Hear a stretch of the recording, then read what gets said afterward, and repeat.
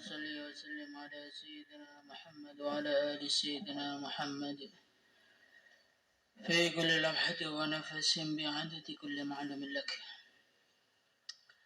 رياض الصالحين باب اليقين والتوكل. Hadis 74. Bismillahirrahmanirrahim. عن ابن عباس رضي الله عنهما قال رسول الله صلى الله عليه وسلم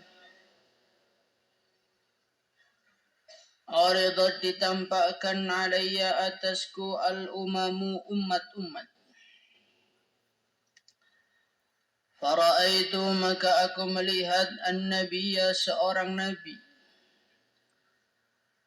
Wa ma'ahu dan bersamanya ar-ruhaitu sekelompok kecil manusia. Rohtun itu adalah satu kumpulan manusia yang jumlahnya di bawah 10 orang. Wa nabiyya dan aku melihat seorang nabi wa ma'ahu dan bersamanya ar-rajulu seorang laki-laki saja. Wa rajulani dan 2 orang. Wa nabiyya dan aku melihat seorang nabi wa laisa dan tidak ada ma'ahu bersamanya ahadun seorang pun. Jadi di akhirat nanti itu kondisinya para nabi itu bermacam-macam. Ada nabi yang taskilannya itu cuman 10 orang. Ada nabi yang taskilannya 2 orang. Ada nabi yang taskilannya 1 orang. Ada nabi yang ke akhirat enggak bawa taskilan sama sekali. Sehingga beliau sendiri dan enggak ada seorang pun yang bersamanya. Tetapi walaupun mereka ini tidak mendapatkan taskilan, mereka semua beruntung. Kenapa mereka semua beruntung?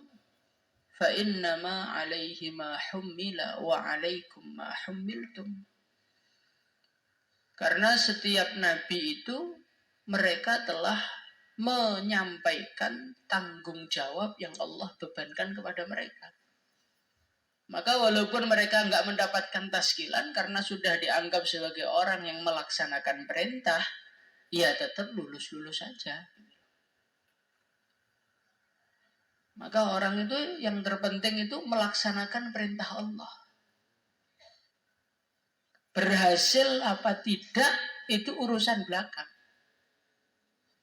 Siapapun orang yang menyampaikan, mengamalkan perintah Allah Subhanahu wa ta'ala, maka dia di sisi Allah dianggap berhasil walaupun di mata manusia enggak berhasil. Contoh, kita ini orangnya bodoh, ngapalkan sulit. Tapi kita nekat setiap hari pokoknya ya 6:30 masuk kelas bikin hafalan terus sampai 9:30, walaupun 9:30 1 ayat belum dapat. Maka di mata manusia kita mungkin tidak dianggap sebagai orang yang khatam Quran. Di mata manusia kita dianggap sebagai seorang santri yang gagal. Tetapi kalau kita sudah mengerjakan perintah Allah untuk menghafalkan Quran, kita mendapatkan pahalanya. Nah sekarang itu kebalik gitu loh. Orang itu sibuk menilai seseorang dengan hasil tanpa memikirkan saya ini sebetulnya sudah mengerjakan perintah apa belum. Hurut taskilannya 3.000 orang, taskilannya 5.000 orang. Ya itu suatu tanda keberhasilan di dalam dakwahnya. Tapi dakwahnya benar apa enggak? Sesuai dengan apa yang Allah perintahkan apa enggak? Nah ini malah kadang-kadang orang itu melupakan. Maka kita ini belajar yang kita pentingkan itu tugas. Hasil dari tugas itu jangan kita jadikan sebagai tolok ukur keberhasilan seseorang. Insyaallah. Wan nabiyya dan aku melihat seorang nabi walaysa ma'ahu ahadun dan dia tidak bersama dengan siapapun. Tidak ada seorang pun yang bersamanya. Idrufi'a, tiba-tiba ditampakkan li kepada aku sawadun, sekelompok manusia. Sekelompok manusia kenapa dinamakan sebagai sawadun yang artinya hitam? Karena sekelompok manusia itu kalau dilihat dari jauh seperti sekumpulan perkara hitam. Sawadun, sekelompok manusia yang saya lihat dari jauh, azimun, yang besar. Fadhanantu, maka aku menyangka, annahum, bahwasanya kelompok besar tersebut, ummati, adalah umatku.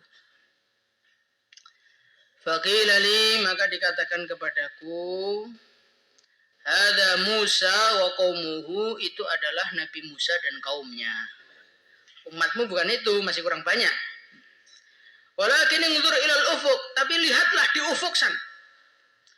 Fanadhartu, maka aku melihat di ufuk sana. Fa idza sawadun azimun, maka tiba-tiba aku melihat sekelompok yang sangat-sangat besar.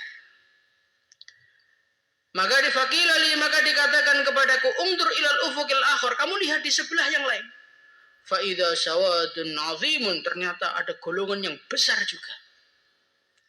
Faqilali, maka dikatakan kepadaku, hadhihi ummatuka, mereka ini adalah umatmu. Semoga kita ada di dalam kelompok manusia-manusia. Wa ma'hum, dan bersama mereka sab'una alfan, ada 70.000 orang, yadkhuluna, mereka masuk al-jannata, surga, bighairi hisabin, tanpa hisab, wala adzabin, dan juga tanpa azab. Thumma nahad, kemudian baginda Nabi Muhammad sallallahu alaihi wasallam, beliau bangkit, fadakhala manzilahu, maka beliau masuk ke dalam rumah beliau. Fakhadhan nas, maka orang-orang pun mereka membicarakan, mereka membahas, fi ulaika alladzina yadkhuluna al-jannata bighairi hisab, mengenai orang-orang yang masuk surga tanpa hisab, wala adzabin, dan tanpa siksa. Faqala ba'duhum, maka sebagian mereka komentar, la'allahum, mungkin saja mereka, alladzina, adalah orang-orang sahibu Rasulullah sallallahu alaihi wasallam, orang-orang yang menemani Rasulullah sallallahu alaihi wasallam. Faqala ba'duhum, sebagian mengatakan, fala'allahum alladzina wulidu fil Islam, sebagian mengatakan mungkin saja mereka itu adalah orang-orang yang dilahirkan, mulai lahir sudah Islam. Falam yusyriku billahi syai'a, maka mereka tidak pernah menyekutukan Allah dengan apapun. Wa dzakaru asya'a, dan mereka menyebutkan pendapat-pendapat yang lain. Inilah perbincangan para sahabat. Jadi para sahabat itu keponya itu urusan apa tuh? Keponya itu urusan surga. Nabi mengatakan, ya nanti di antara mereka ada 70.000 orang yang masuk surga tanpa hisab. Maka sabda baginda Nabi Muhammad sallallahu alaihi wasallam jadi pembicaraan mereka. Siapa ya mereka itu? Sebagian mereka mengatakan, wah itu mungkin orang-orang yang berjumpa dengan baginda Nabi, menemani baginda Nabi, itulah orang yang masuk surga tanpa hisab. Sebagian komentar, mungkin itu adalah orang-orang yang lahir dari seorang bapak yang Islam, akhirnya mulai bayi sampai mati nggak pernah merasakan kufur kepada Allah. Ada yang komentar ini, komentar itu, komentar ini, komentar itu. Itulah sahabat. Sahabat itu yang mereka bicarakan itu akhirat. Yang jadi topik pembicaraan mereka itu akhirat. Penasarannya itu dengan siapa penduduk surga. Itulah para sahabat. Dan sekarang coba kita samakan dengan kehidupan kita. Yang kita jadikan pembicaraan hari-hari siapa? Kita siapa? Oh, artis itu nikah. Artis itu ketabrak mobil. Oh, artis itu sekarang punya mobil baru. Alangkah jauhnya kita dengan para sahabat.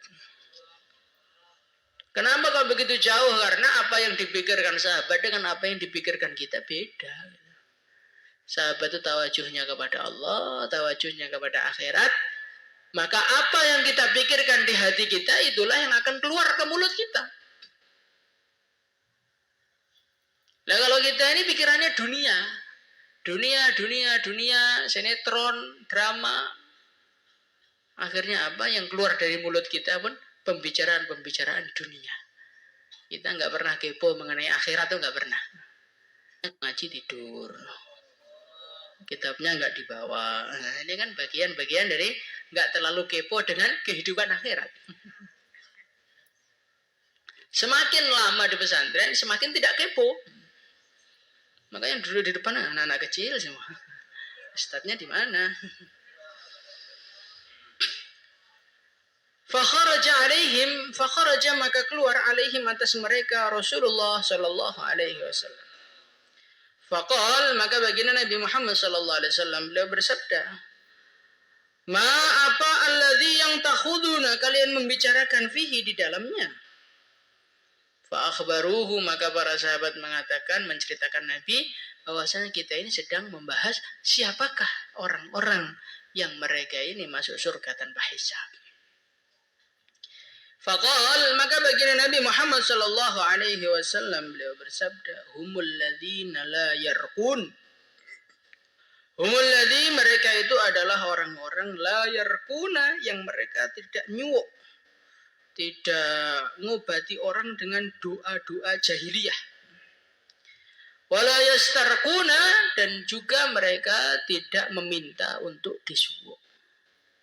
Al-Imam An-Nawawi rahimahullahu ta'ala dalam syarah Muslim beliau menjelaskan yarkuna wala yastarkun di sini maksudnya orang-orang yang meninggalkan suwuk-suwuk jahiliyah. Jadi suwuk-suwuk itu semenjak jahiliyah sudah ada gitu.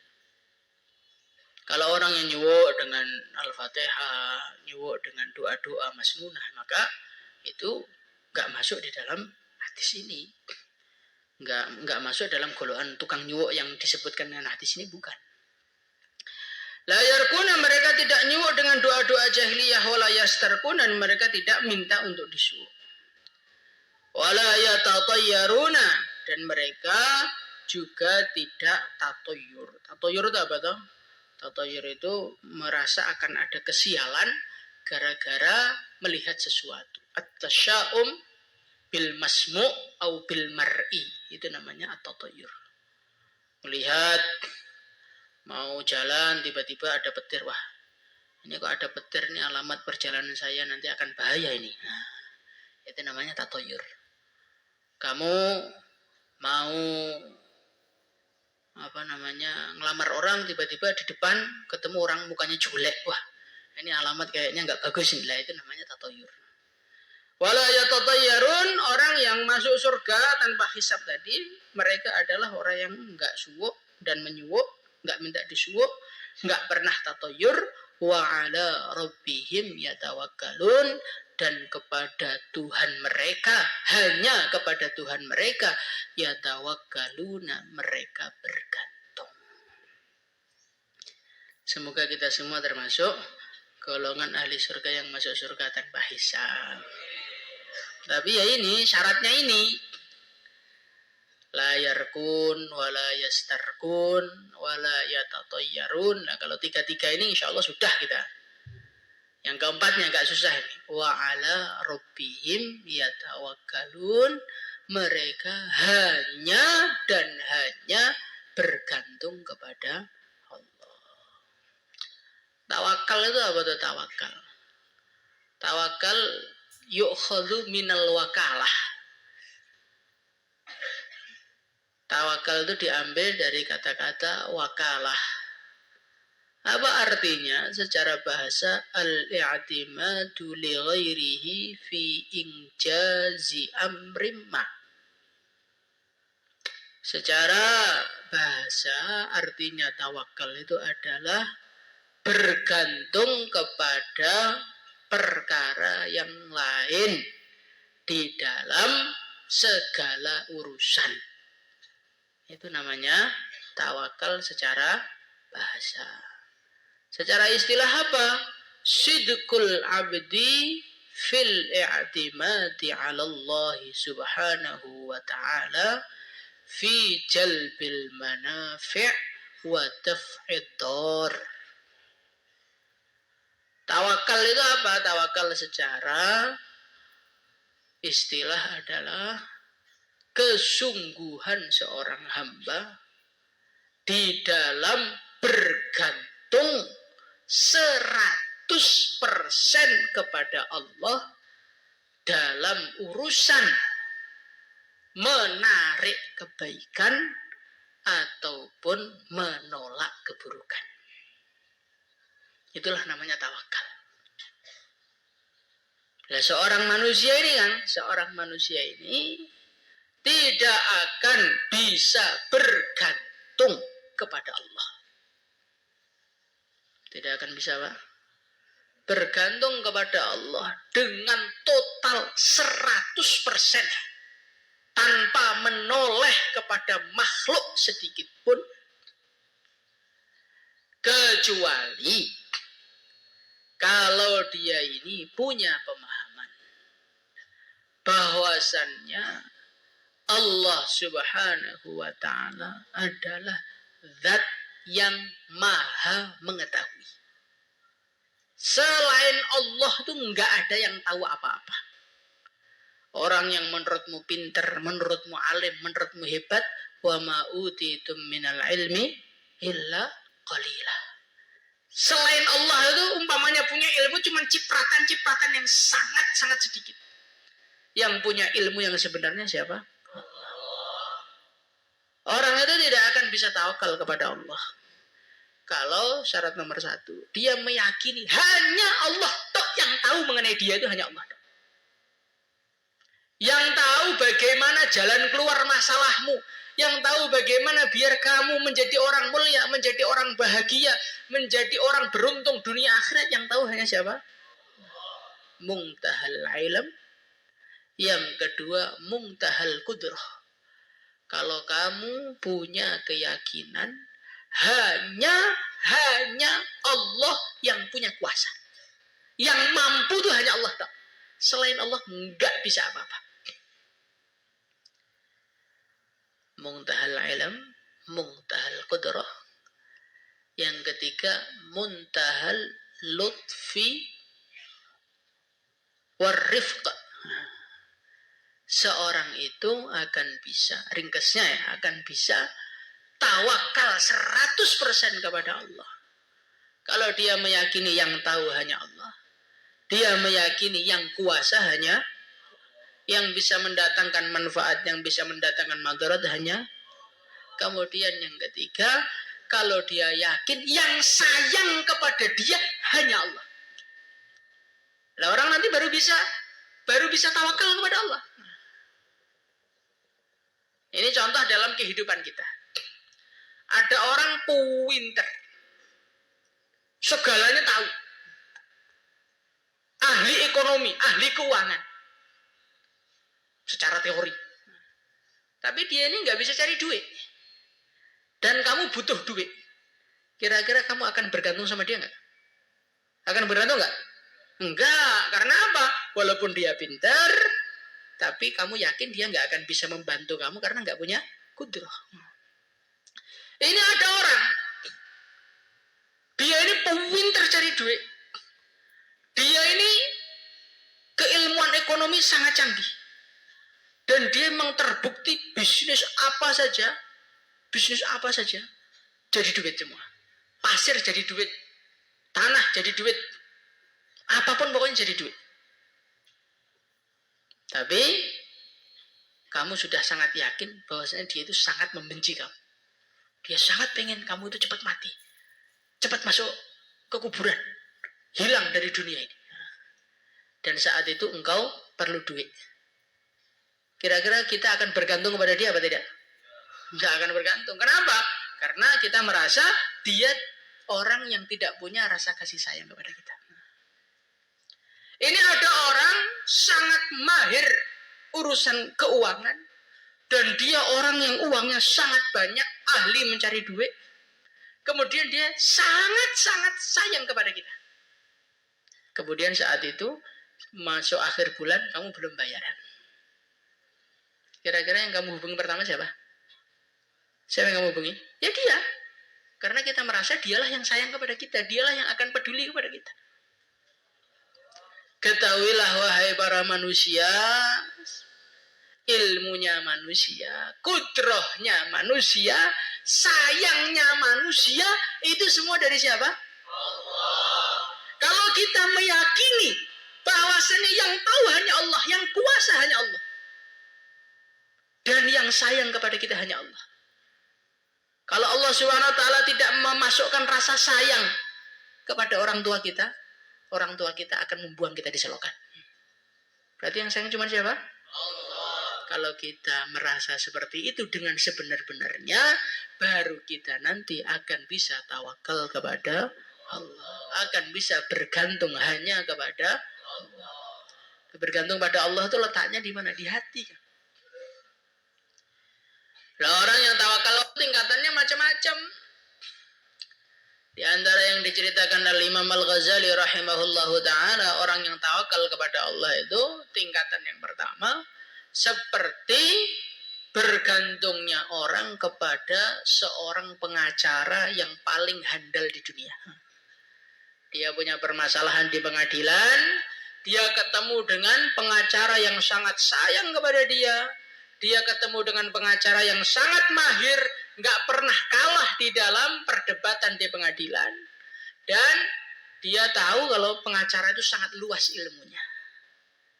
Tiba-tiba pengacara tadi datang, "Pak, engkau akan saya bantu kalau engkau mau memasrahkan urusannya kepadaku. Maka kamu mesti akan totalitas, urusan Pak terserah engkau, pokoknya saya pasrah total 100%. Nah, inilah tingkatan tawakal yang pertama kali. Kita pasrah kepada Allah dengan penuh kesadaran. Kita tawakal kepada Allah Subhanahu wa ta'ala dan merasa kalau kita itu tawakal. Itu tingkatan pertama. Nah, tingkatan yang kedua adalah tawakal seperti tawakalnya seorang bayi kepada ibunya. Bayi itu kalau nangis yang dicari ibunya. Kalau susah yang dicari ibunya. Ketika dia sedang sedih, ibunya datang langsung senyum. Pokoknya apapun masalah yang dicari siapa? Ibunya. Tapi bayi sendiri itu dia nggak kerasa bahwasanya saya itu sedang bergantung kepada seorang ibu, dia nggak kerasa. Begitu juga nanti ketika orang tuh tawakalnya sudah meningkat, maka dia nanti akan sampai tingkatan dia pasrah kepada Allah, tapi dia nggak kerasa kalau dia itu sedang pasrah, itu nggak kerasa.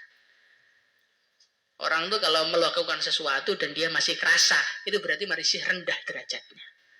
Tapi kalau orang tuh melakukan sesuatu sampai dia itu melupakan perkara tersebut, nggak kerasa kalau tawakal, tawakalnya refleks, tawakalnya itu udah otomatis.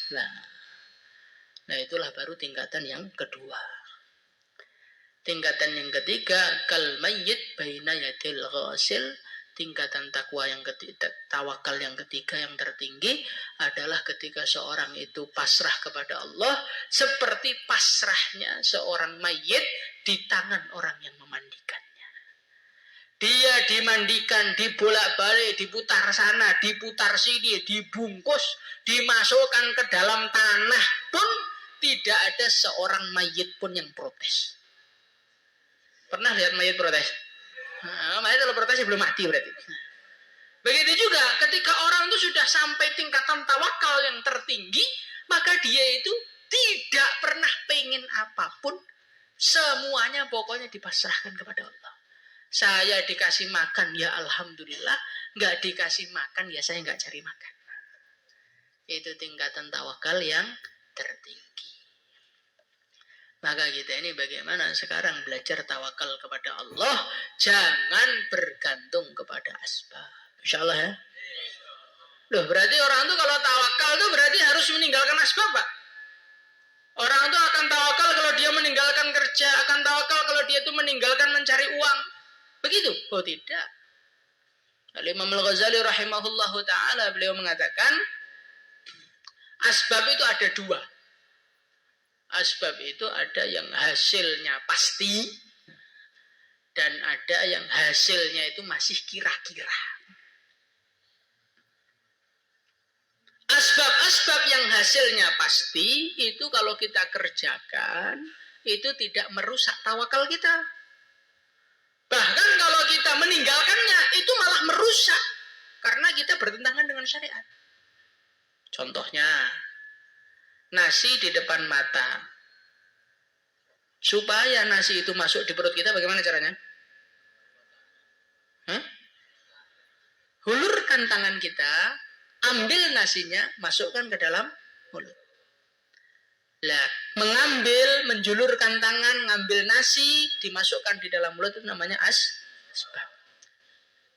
Untuk supaya kita kenyang, perlu menjulurkan tangan kita di dalam nasi yang di depan kita, itu namanya adalah asbab yang hasilnya pasti. Maka kita kalau ngaku-ngaku tawakal, terus nasi di depan mata nggak mau makan, saya nggak mau menjulurkan tangan saya, Pak. Allah Subhanahu Wa Taala kuasa kok menerbangkan nasi-nasi itu. Akhirnya nasi itu masuk ke dalam perut kita. Maka kita ini malah dicacat oleh syariat. Jadi asbab-asbab yang asbab itu pasti, itu malah harus dikerjakan. Tetapi kalau asbab-asbab itu adalah asbab-asbab yang masih kira-kira asbab semu, contohnya untuk meningkatkan bisnis maka kita perlu memahami ilmu marketing yang canggih. Bagaimana kita bikin iklan-iklan yang luar biasa, kita sebar brosur ke seluruh alam. Kita bagaimana mengenalkan produk kita kepada semua santri. Kita mengenalkan kepada semua orang desa. Kita harus cari apa yang diminati oleh pasar saat ini. Nah, itu semua adalah hasil semu. Belum tentu kita ini sudah jungkir balik seperti itu terus omsetnya jadi naik, itu belum tentu. Banyak yang setelah itu malah rugi banyak. Maka kata Al-Imam Al-Ghazali rahimahullah ta'ala, kalau asbab kita ini bentuknya itu asbab yang terlalu didalam-dalamkan, terlalu pakai strategi, itu bertentangan dengan tawakal kita. Maka seorang santri itu kalau mau bisnis seenengnya itu loh. Apa yang bisa dijual. Wes nggak usah kita ini mengiklankan, pasang di Instagram, beli follower biar kelihatan menarik. Kemudian pasang di marketplace. Kemudian bagaimana cara mengakalinya biar bintangnya menjadi 5, testimoninya menjadi menarik. Akhirnya orang beli, lah itu nanti dapat duit malah nggak barokah. Makanya kita ini belajar tawakal kepada Allah. Kalaulah kita mencari asbab, ya karena Allah memerintahkan kita untuk mencari rezeki yang halal, gitu aja. Nggak usah sampai nemen-nemen, sampai gara-gara duit meninggalkan ngaji, sampai gara-gara duit ngajarnya nggak dipersiapkan, sampai gara-gara duit ngajarnya ditinggalkan. Wah, kalau sudah arahnya seperti ini, kita sudah dikeluarkan Allah dari golongan orang-orang yang tawakal. Lah kalau orang sudah dikeluarkan dari orang golongan tawakal, ya nanti nggak ada jaminan masuk surga bighairi hisab. Maka kita ini di dunia ini wis nggak usah ngoyo-ngoyo.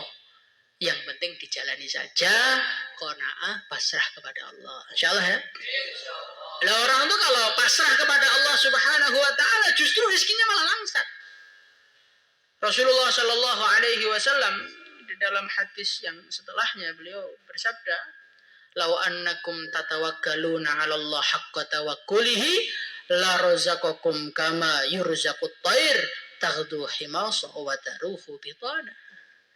Hei manusia, kalau engkau itu tawakal kepada Allah Subhanahu wa taala dengan sebenar-benarnya, maka kalian semua akan diberi rezeki oleh Allah sebagaimana burung keluar dari rumah dalam keadaan lapar, pagi-pagi lapar, sore-sore sudah kenyang. Ada enggak burung kerja di perusahaan? Ada enggak burung jualan? Enggak ada. Kalau orang jualan burung ada, kalau orang burung jualan enggak ada. Kalau umpamanya burung itu dia hanya bisa makan dengan jualan, dengan bisnis, maka tentu burung di dunia semuanya. Maka kita ini urusan dunia itu nggak usah terlalu diburu. Kalau mau dicari silahkan, tapi nggak usah diburu. Insya Allah ya. Yang perlu kita buru itu apa? Surga. Karena apa? Karena urusan rizki ini kan. Urusan rizki itu sudah dijamin oleh Allah. Wa ma min dabbatin fil ardi illa 'ala Allahi rizquha. Jadi urusan rezeki di dunia ini sudah dijamin oleh Allah. Yang belum dijamin oleh Allah tuh akhirat nanti tempatmu di mana itu belum jelas. Lah anehnya manusia, kata Ibnu Athaillah As-Sakandari rahimahullah ta'ala, beliau mengatakan, sangat aneh seorang manusia, dia mengurusi sesuatu yang sudah dijamin oleh Allah, dan dia meninggalkan sesuatu yang Allah belum menjaminnya. Tempatmu di akhirat bagaimana, kuburmu bagaimana, nanti mengenai jawaban mungkar nakir bisa jawab apa tidak, nanti di akhirat bisa jumpa dengan Rasulullah SAW apa tidak, itu semua belum ada jaminannya. Yang sudah dijamin oleh Allah Subhanahu Wa Taala itu rezeki kita, makan kita, nasi kita, nanti mau punya istri apa tidak, mau yang punya rumah apa tidak, nanti kita ini punya anak apa tidak, itu semua sudah ditakdirkan oleh Allah, sudah dijamin. Allah sudah mengatakan menjamin kok. Anehnya kita ini nggak percaya sama Allah, sehingga kita banting tulang peras keringat kita, habiskan umur kita demi untuk mencari dunia, sampai akhirnya dunia belum dapat, kita sudah meninggal dunia. Sehingga akhirnya di akhirat cuman bisa nangis saja, cuman bisa meratapi saja, tanpa bisa kembali ke dunia. Di Al-Quran itu loh, orang yang sudah sampai akhirat tuh pengen balik ke dunia, mau ngapain? Mau dagang? Mau bisnis? Mau kumpulkan duit? Enggak. Farji'na na'mal soleh. Akhrijna na'mal soleh. Ya Allah, keluarkan kami dari neraka. Kamu pengen balik ke dunia, ngapain? Na'mal soleh. Kamu pengen amal soleh, pengen ngaji lagi. Lah kita ini nggak usah nangis-nangis seperti itu, sudah amal soleh loh. Sudah ngaji, sudah di dunia. Maka di dunia ini perbanyak amal, biar kita di akhirat tidak menyesal. Insyaallah. Salatu